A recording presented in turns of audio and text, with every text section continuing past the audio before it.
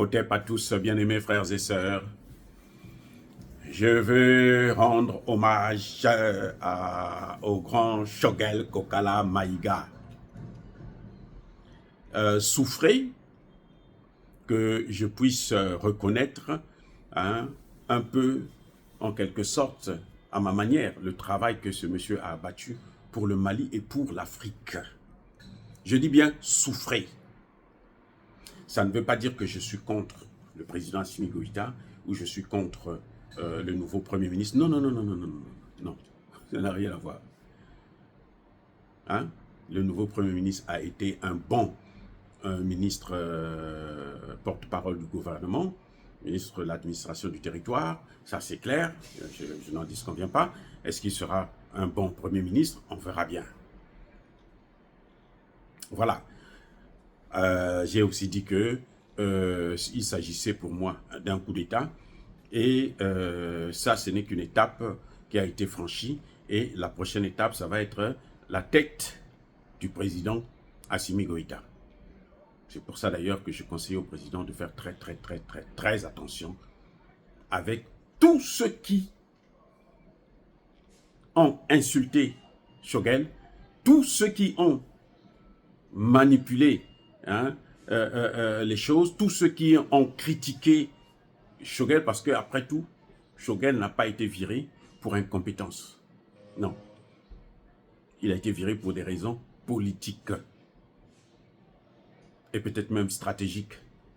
Parce qu'il y a des gens qui voulaient ce poste. Bon, il fallait que qu'on le fasse passer, puisque c'était un éléphant qui était sur leur chemin, donc il fallait l'abattre. Et c'est ce qu'ils ont fait, ils ont réussi. Mais en fait, ils ne vont pas s'arrêter là, ils vont aller, leur objectif, à mon avis, c'est Assimi Goïta lui-même. Parce que pour arrêter le train malien, il faut arrêter Assimi Goïta, il faut le neutraliser, il faut le mettre à l'écart. Donc, encore une fois, j'appelle le président Assimi Goïta à se méfier de tous ceux qui ont insulté Choguel Kokala Maïga. Parce que ce qu'ils ont fait avec Choguel, ils le feront avec vous. Ceux qui l'ont insulté là, ils vous insulteront aussi demain. Oui. Bref. Alors, je voulais dire que M. Choguel a marqué l'histoire du Mali, l'histoire de l'Afrique et même du monde. Attention. L'histoire du monde. Je veux m'expliquer.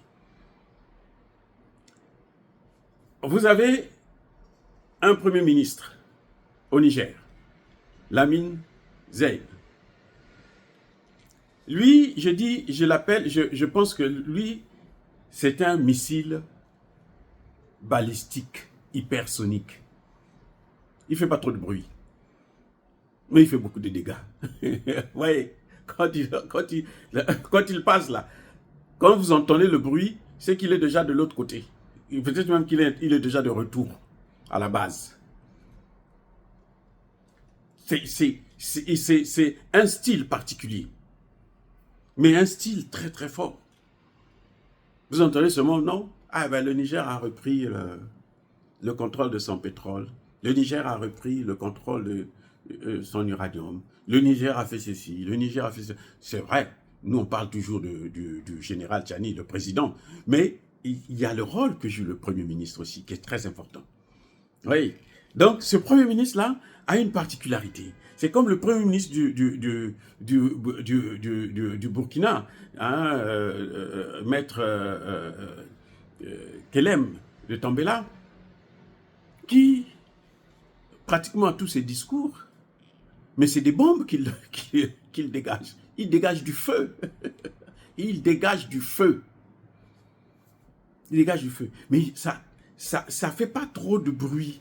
Et ça fait des dégâts immenses. Je peux parler aussi de celui qui était aux Nations Unies, qui est souvent venu aux Nations Unies, le ministre Bazier. Alors lui, c'est même pas la peine. Lui, quand il vient, il ne vient pas avec une scie pour couper l'arbre au milieu. Il déracine d'abord l'arbre avant de le couper en mini morceaux. Quand il vient aux Nations Unies, là, si vous l'écoutez très bien, vous allez constater que non, lui, il part de la racine. On lève, il arrache d'abord l'arbre avec ses racines pour que ça ne puisse plus jamais pousser. Quand il vous parle du CFA, mais vous avez... C'est un discours, mais alors... hein, c'est une bombe, c'est un discours incroyable, tonitruant. Oui. Donc, il y a cette particularité-là pour chacun de ces hautes personnalités, hein, chacun de ces grands, je les appelle grands, peut-être pas par rapport à l'âge, mais par rapport à la réflexion, la pensée, les agissements. Ce sont des sages, c'est la crème de l'Afrique en ce net moment. Mais le Premier ministre a apporté, l'ancien Premier ministre, j'allais dire, le docteur Choguel a apporté une autre touche. En une phrase, il a sauvé le Mali. Et il a planté le décor et les bases de l'AES en une phrase. Vous allez me dire, oui, le Mali a été libéré par l'armée malienne. Oui, c'est vrai. Mais vous savez, quand on veut abattre quelqu'un, on commence d'abord par le neutraliser sur le plan spirituel et moral. Sur le plan intellectuel. Après, on a atteint son physique. L'armée a atteint le physique. Mais le Premier ministre Choguel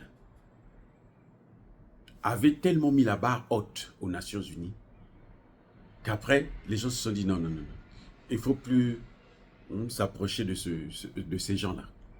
C'est d'ailleurs pour ça que les Français se sont dit, s'il faut s'attaquer à Assimi Goïta, il faut d'abord affaiblir Choguel. C'est comme l'OTAN. Vous voyez la guerre en Russie, là, en Ukraine? La guerre en Ukraine, ce n'est pas la Russie d'abord.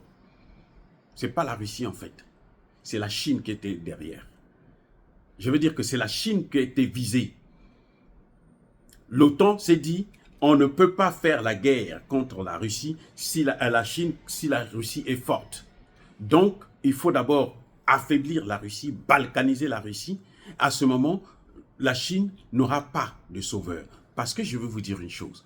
Dans la guerre entre la Chine et le Japon, c'est la Russie qui est venue sauver qui est venue sauver la Chine. Les Occidentaux, eux, ils ne sortent jamais de l'histoire. Oui, c'est la même chose qu'ils ont voulu faire, qu'ils sont en train de faire avec Choguel. C'est-à-dire qu'on affaiblit d'abord Choguel, et maintenant, on peut s'attaquer à Assimi Goïta. Et donc, je disais que Choguel a mis la barre haute avec une phrase. Abandon en plein vol. Emmanuel Macron qui dormait à l'Élysée, là, il ronflait là. Quand il a vu, il s'est vu en train de sortir, balancer d'un avion sans parachute. C'est pire qu'en plein vol. Et quand on lui dit non, mais le Premier ministre du Mali a dit que vous les avez abandonnés en plein vol. Le lendemain, Emmanuel Macron est venu répondre. Non, non, non, non, moi je n'ai pas dit ça, moi je n'ai pas fait ça. Non, c'est trop tard. La phrase avait choqué. Je vous ai parlé du Premier ministre du Niger, du Premier ministre du Mali, et plutôt du Burkina, du ministre Bazier Bassolma. Vous n'avez jamais vu la réaction de Emmanuel Macron. Sortir lui-même directement pour parler. Mais quand Choguel avait parlé là, Macron est venu se défendre. Parce que c'était fort. Les amis, j'ai eu la chance, dans le cadre de mon travail, d'être aux Nations Unies en cette période-là. Vous savez, quand on vous demande, vous êtes de quel pays? Je dis, je suis malien. Ah, non, tu dis plus, je suis congolais? Non. Tu dis, je suis malien. À cause de Choguel. Ça dit qu'aux Nations Unies,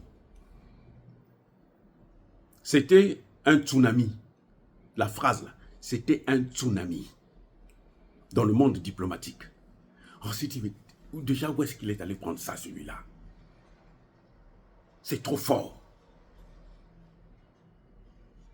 C'est trop fort. Et on se dit, tu es congolais? Oh non, je suis malien. On était tous des Maliens parce qu'on était fiers Parce que tu me dis, you have a good prime minister. This guy is crazy, man. Come on. Oui, c'était fort. Il fallait être là pour constater vous-même l'ampleur, pour mesurer la grandeur de cette petite phrase. Et c'est cette phrase, les amis, c'est cette phrase qui a libéré le Mali. Encore une fois, les hommes en uniforme, les militaires, sont venus achever le processus. C'est-à-dire que, à partir de cette phrase-là, quand Choguel dit, quand Assimi Goïta dit, je ne veux plus voir Barkhane, je dis, vaut mieux ne pas avoir affaire à ces gens-là. Il vaut mieux éviter ces gens-là, parce que eux là, ils ne sont pas bien. Quand il dit les Nations Unies, le ministre Diop va aux Nations Unies, nous, la mission des Nations Unies, on ne veut plus la voir ici. Aucune contestation. Tout ça, ce sont les effets de l'abandon en plein vol.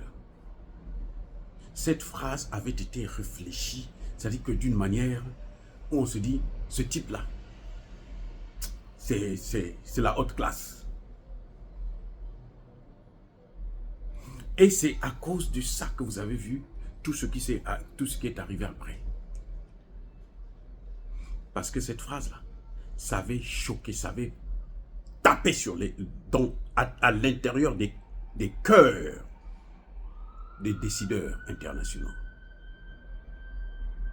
La seule phrase. Et ce n'est pas donné à tout le monde. Avec cette phrase, après Patrice Lumumba, le premier ministre Choguel Kokala Maïga est le deuxième premier ministre africain qui frappe l'Occident aussi sérieusement et cause des dommages importants. Je parle de premier ministre. Après Patrice Lumumba, il était premier ministre. C'est Choguel. Je ne parle pas des présidents. Parce que le président, il y a Thomas Sankara, il y a Sékou Touré, le grand des grands, il y a les Kwame Nkrumah, ainsi de suite. Bref, mais en premier ministre, après Lumumba, c'est Choguel, qui a marqué l'histoire de l'humanité. Et ça, les Maliens sérieux ne devraient pas l'oublier. Les Africains sérieux ne devraient pas l'oublier. On peut l'accuser, traitez-le comme vous voulez, dans la boue. Vous savez, quand on veut se débarrasser de son chien, on l'accuse toujours d'avoir des puces, donc c'est tout à fait normal. Mais en tout cas, il a marqué, et vous allez voir, ça va être encore, il faudrait attendre beaucoup de temps. Je vous ai dit qu'on a un très bon Premier ministre au Niger, un très bon Premier ministre au Burkina Faso, ainsi de suite, mais ça dit qu'ils n'ont pas impacté le monde.